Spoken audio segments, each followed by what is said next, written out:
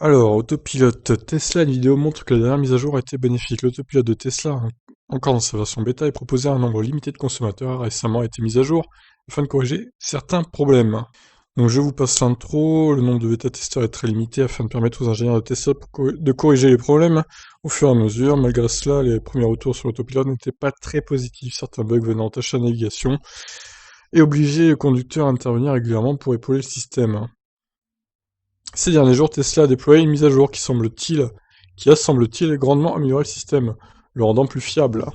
C'est en tout cas ce que semblent montrer les premières vidéos YouTube. L'utilisateur Chuck Cook a publié une vidéo donnant un aperçu intéressant des améliorations apportées au système. Sur cette vidéo, on peut voir que la Tesla s'engage sur une intersection relativement complexe. Elle est constituée d'une route perpendiculaire comportant deux voies séparées par un terre-plein. On voit notamment que lorsque le véhicule s'arrête à l'intersection, il détecte tout de suite un piéton pourtant relativement éloigné. Celui-ci s'apprête à traverser debout sur le bord de la voie, à l'opposé de l'intersection. Malgré l'absence d'autres véhicules, le véhicule attend que le piéton ait fini de traverser avant de s'engager sur le carrefour. Un comportement qui semble cohérent par rapport à la situation. Cela constitue une nette amélioration par rapport aux versions précédentes de l'autopilote.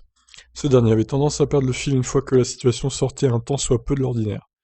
Il est important de préciser qu'aucun autre véhicule n'était présent sur cette intersection, facilitant probablement l'analyse de la situation. Toutefois, on ne peut nier que le système semble réagir de façon beaucoup plus cohérente que par le passé, même si de nombreuses améliorations sont encore probablement nécessaires avant de considérer l'autopilote comme étant fiable. Bon, on va essayer de regarder la vidéo du coup, en espérant qu'il me strike pas ce monsieur. Je vais mettre en 720p et je vais mettre en plein écran. Allez, c'est parti. Alors, déjà ce qui me chiffonne un petit peu, c'est que le mec tient le volant tout le temps, quoi. Enfin, je veux dire, comment on peut se rendre compte que c'est vraiment la voiture qui conduit, là?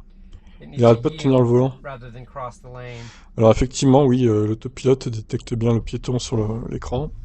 On voit ça très bien.